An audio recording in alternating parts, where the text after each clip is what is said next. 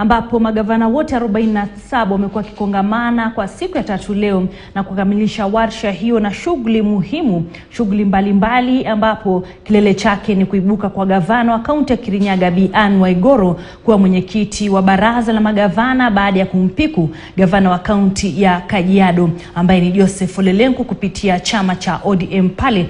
Bila shaka walikuwa kimenyana kwenye shughuli hiyo muhimu. Lakini mtazamaji, sasa nataka tuelekee moja kwa moja hadi katika mji wa Naivasha, ambapo muungano wa Kenya Kwanza umekuwa ukikutana pale, na leo vile vile ilikuwa siku yao ya pili na ya mwisho, ambapo Rais William Ruto amekuwa akitoa kauli zake kwenye shughuli ya kufunga warsha hiyo. Tuelekee pale tumsikilize anasema nini. And everything else, so that it is possible to produce doors en masse, it is possible to produce windows en masse, it's possible to produce all the components of a house en masse, create industry. You heard from the gentleman from Gong Road how they got a contract of 120 million, the people on the roadside, because of the power of aggregation. I think we've also agreed with you that we have among the lowest saving as a percentage of GDP in our region. It is not possible for us to continue contributing 200 shillings and pretending that we are doing anything called saving. It is not saving. It is a joke. And we have agreed, and we have been taken through the numbers here, what savings can do for our country. In fact, savings is biblical. I mean, it's, honestly, yeah? The Bible says, a good man leaves an inheritance for his children.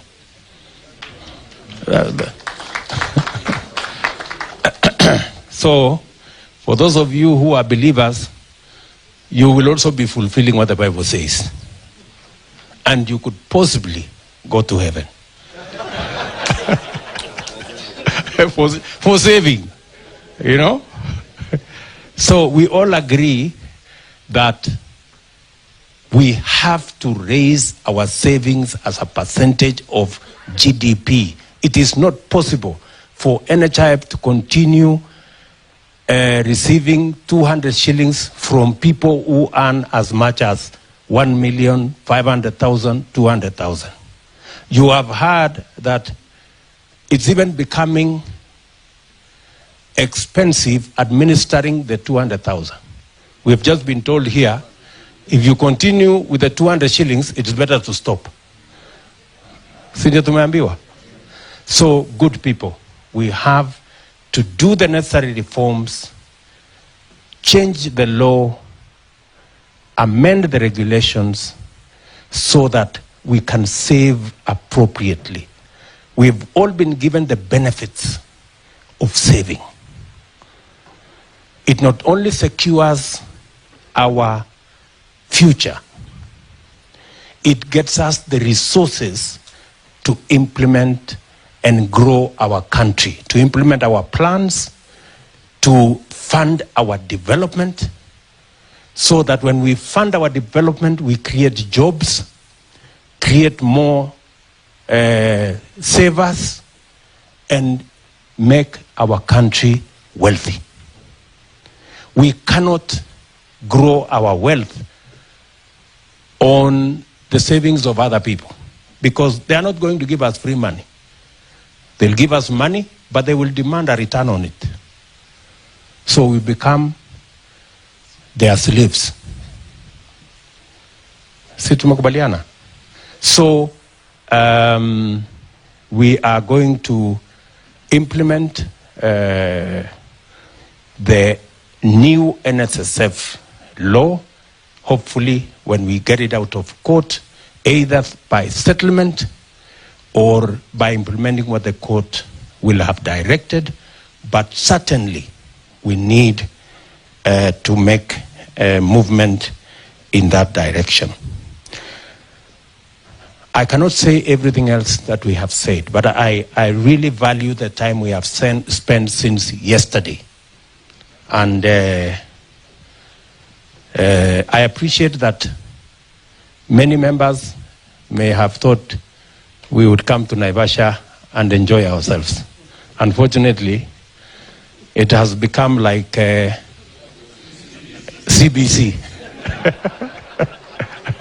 It has become like CBC. Too much homework. And but I am sure we'll get another occasion to enjoy ourselves. This was a very important session. I'm sorry we have pushed everybody to the limit, but we all agree that we have taken a lot of valuable information that will help us prosecute our work in Parliament and everywhere else. So tunakubaliana hivyo. I also want to say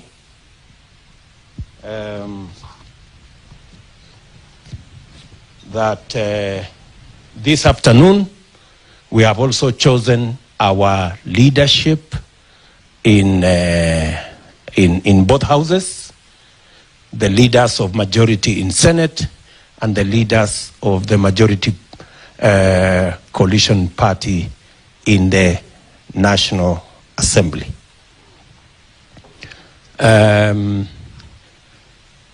Our friends on the other side will choose the leaders of the minority because they are the minority. They just have to live with the reality that they are the minority.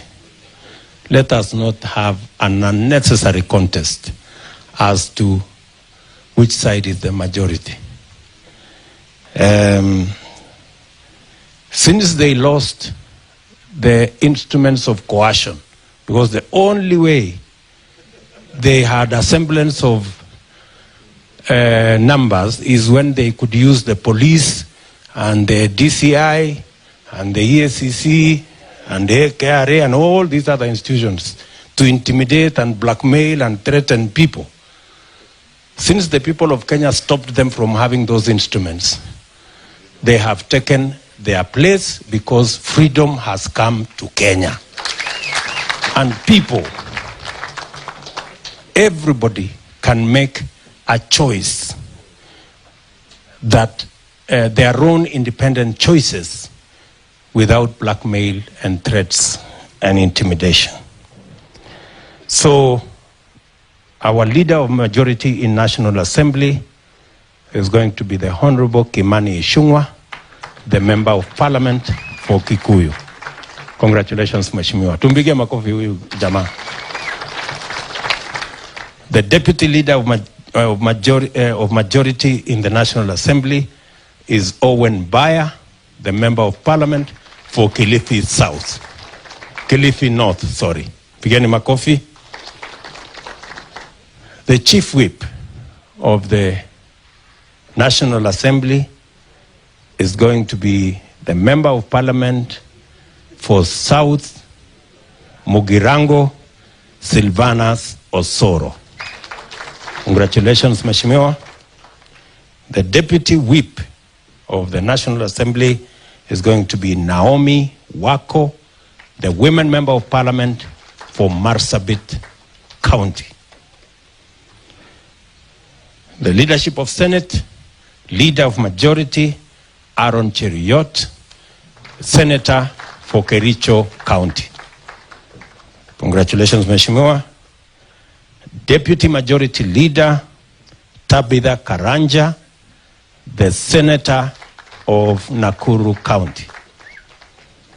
Chief Whip, Boni Halwale, Bullfighter, Senator Kakamega County. Congratulations again. And finally, Deputy Chief Whip, Tumbezi Lelegwe, Senator Samburu County. A round of applause for those good people who will lead our teams in both the Senate and National Assembly. The other matters, as we have agreed, will be handled by my very able deputy here on the other matters to do with Parliament in consultation with now these leaders and the party leaders in our coalition, so that we can present a team that will make sure that our agenda in both houses in Parliament is prosecuted appropriately in a timely manner, so that we can deliver on the commitments we made to the people of Kenya. Members, ladies and gentlemen, I sincerely want to appreciate the party leaders who are in our midst, my good brother Musalia Mudavadi, my good brother Alfred Mutua, my good brother Mule, and all the party leaders who are here. I know, Medhu, you are not yet a party leader. Ngojea kidogo, bado kidogo. Yeah. To thank all the members. My good brother, Roba, the party leader of UDM, is right in the house. And Mwangi Kiunjuri, who is right here.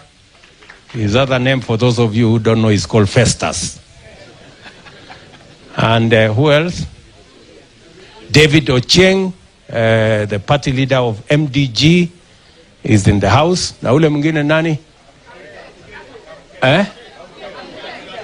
Who is that guy? Abdi. Is that Abdi? Is that Abdi? Yes, Abdi. The party leader of NAP, from all the way from Ijara. Nani mwingine? Kamket. The Jogo man in our midst. Who is that? Mr. Mandasi. From all the way from CCM. The member of parliament for Chepalungu, right there. Anybody else? Of course, the party leader of Ford Kenya is not here because he's our speaker, and we would rather keep him neutral from this. But I think the acting party leader for this meeting is the investor there. Mr. Wanyonyi. And of course, we have Karemba. You know, we have people, and then we have a Mukorino.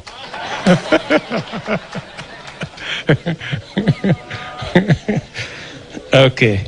So, members, congratulations to all of you for making time so that we can engage in this meeting.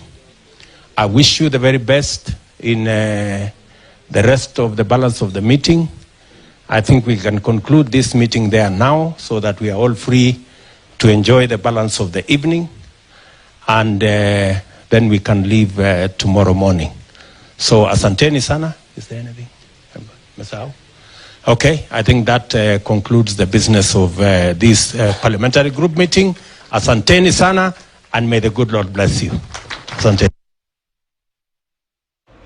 Na bila shaka mtazamaji, hizo zimekuwa ni picha za moja kwa moja. Hapo ni Naivasha, ambapo Rais William Ruto amekuwa akizungumza katika warsha ya wajumbe wa Kenya Kwanza. Ni warsha ambayo imeingia siku ya pili na siku ya mwisho katika mikakati ya kujaribu kuona jinsi uongozi wao utakavyokuwa, na hasa ikizingatiwa kwamba bunge la Seneti na lile la kitaifa yatakuwa yanaanza rasmi vikao vyao wiki ijayo. Ni taarifa ambazo kina chake utakuwa unazipata kwenye taarifa zetu za mwendo wa saa moja. Kwa niaba ya kikosi kizima, mimi naitwa Cecilia wa Kesho Mathuva. Endelea kutazama KT News.